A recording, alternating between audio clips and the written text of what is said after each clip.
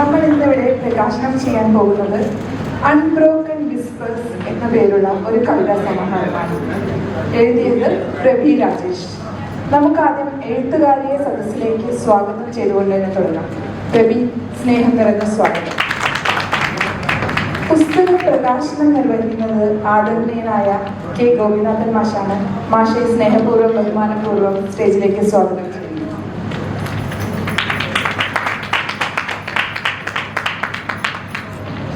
പുസ്തകം സ്വീകരിക്കുന്നത് 3 പുസ്തകങ്ങൾ എഴുതിയ, നിരവധി ഷോർട്ട് ഫിലിംസ് ഡയറക്ട് ചെയ്ത, അങ്ങനെ പല മേഖലകളിൽ വ്യക്തിമുദ്ര പതിപ്പിച്ച സത്യജിത്ത് പുരസ്കാരം അടക്കം നേടിയ ശ്രീ സിറാജ് നായരാണ്. സിറാജയുടെ വെൽക്കം ദിവസം. ആശംസകൾ അർപ്പിക്കുന്നതിന് ഡോക്ടർ മനോജ് കൃഷ്ണനെ സ്നേഹത്തോടെ സ്വാഗതം ചെയ്യുന്നു.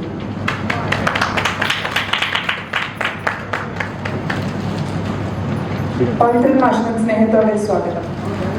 നമുക്കാദ്യം പുസ്തക പ്രകാശനം നിർവഹിക്കാം.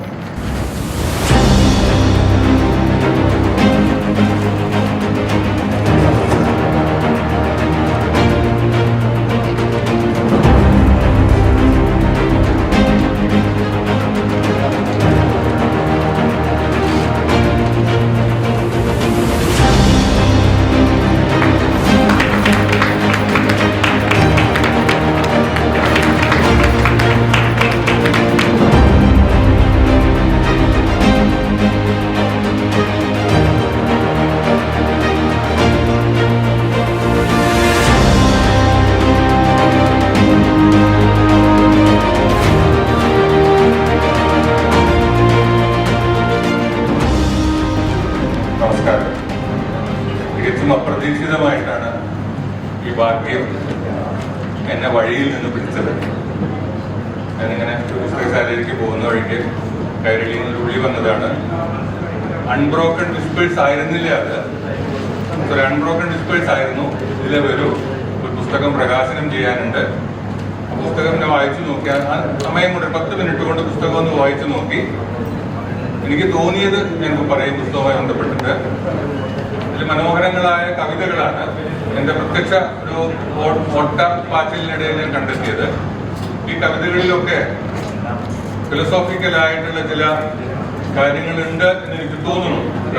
ഓരോ കവിതകളും നമ്മൾ പണ്ട് shift things are beautiful, shallow ചാൻഡിയേഴ്സ്, അങ്ങനെയുള്ള വേർഡ്സ്വർത്തിന്റെയും കീറ്റ്സിന്റെയും ഒക്കെ thing of beauty joy forever, ഇങ്ങനെയുള്ള കവിതകൾ പഠിച്ച കാലത്തേക്ക് ഒരു നിമിഷം ഞാൻ തിരിഞ്ഞു നടന്നു എന്നുള്ളതാണ്.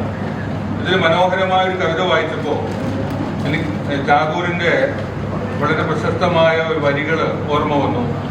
അതായത്, എവിടെയാണ് ശിരസ് ധൈര്യം കൊണ്ട് നിവർന്നു നിൽക്കുന്നത്, എവിടെയാണ് സ്വാതന്ത്ര്യം കൊണ്ട് നിവർന്നു നിൽക്കുന്നത്, അവിടെ വിജ്ഞാനം, അവിടെ സംസ്കാരം ഉയർന്നു നിൽക്കും എന്നുള്ളൊരു മനോഹരമായ കവിതയുണ്ട്. പല തവണ നമ്മളത് ഉപയോഗിക്കാറുണ്ട്. ആ കവിത പെട്ടെന്ന് എനിക്ക് ഓർമ്മ വന്നു. ടാഗോറിന് ഓർക്കാൻ കഴിഞ്ഞു. അങ്ങനെ മനോഹരമായിട്ടൊരു അവസരം എനിക്ക് നൽകി. പുസ്തകം തീർച്ചയായിട്ടും ഞാൻ വിശദമായിട്ട് തന്നെ വായിക്കും. കാരണം തുടങ്ങുമ്പോൾ തന്നെ ഒരു ഗ്രന്ഥ ചുംബനം എന്ന നിലയിൽ പുസ്തകം ഒന്ന് ഓടിച്ച് നോക്കുക മാത്രമേ ചെയ്തേ. ഒരു 10-20ഓളം ചെറിയ ചെറിയ കവിതകൾ ഇതിലുണ്ട്. അത് തീർച്ചയായിട്ടും നമ്മെ വായിച്ചു കഴിഞ്ഞാൽ ഒരു പുതിയ ആലോചനയുടെ ലോകത്തേക്ക് എത്തിക്കും എന്ന് യാതൊരു സംശയവും വേണ്ട.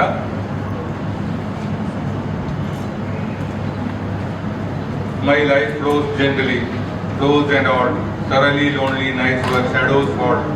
Sleepless hours, a whispered sting. Stamped by judgment others bring. വേഴ്സ്വർത്തിനെയൊക്കെ നമ്മൾ ഓർക്കുന്നത് ഈ വരിയുടെ ഒരു താളം കൊണ്ടാണ്. നേരത്തെ പറഞ്ഞതുപോലെ ഷിഫ്റ്റ് തിങ്സ് ആർ ബ്യൂട്ടിഫുൾ എന്നുള്ള വരി പെട്ടെന്ന്, അതുപോലെ പണ്ട് റെഡി കാലത്ത് പഠിച്ചൊരു കവിതയുണ്ട്, റോഡ് അസ്പാൽറ്റ് എന്ന് പറഞ്ഞിട്ട്, റോഡ് പണിക്കാരുടെ കവിത.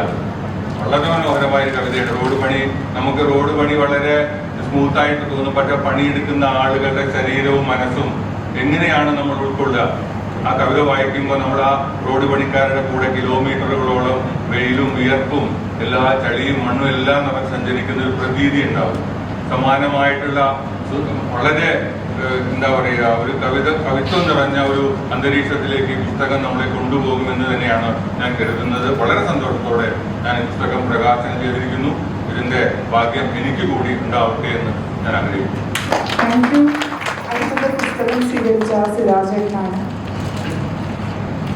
എല്ലാവർക്കും നമസ്കാരം.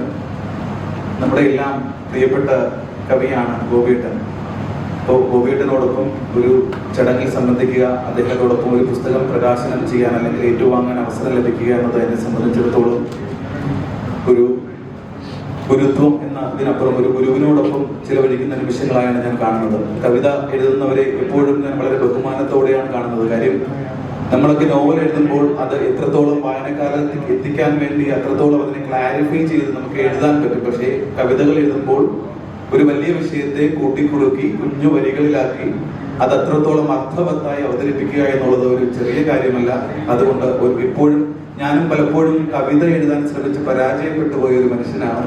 കഥ എഴുതാൻ ഒരു പക്ഷേ വളരെ എളുപ്പമാണെന്ന് എനിക്ക് തോന്നിയിട്ടുണ്ട്.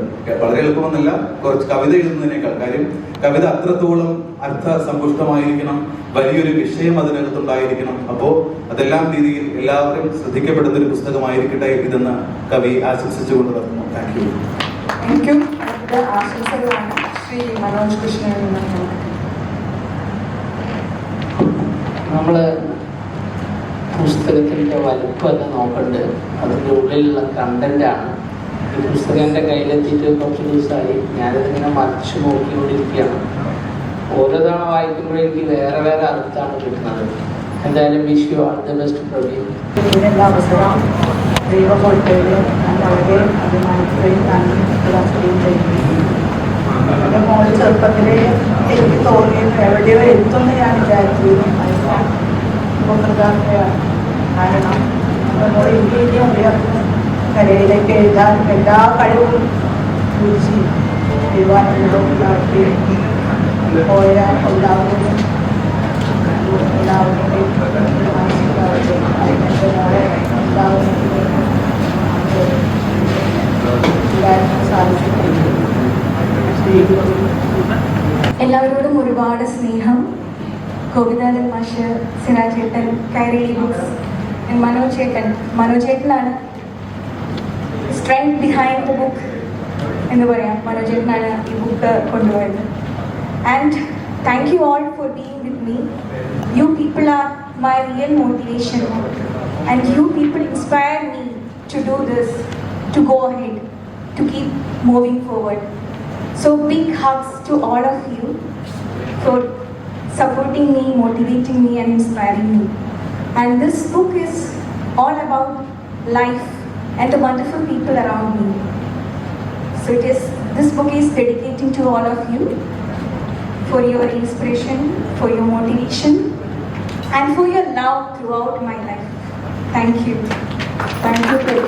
പ്രവിയുടെ അമ്മയെ നമുക്ക് പൊന്നാട അണിയിച്ച് ആദരിക്കുന്ന ചടങ്ങാണ് അടുത്തത്. നമുക്ക് എല്ലാവർക്കും ചേർന്ന് നിൽക്കാം ഈ നിമിഷം.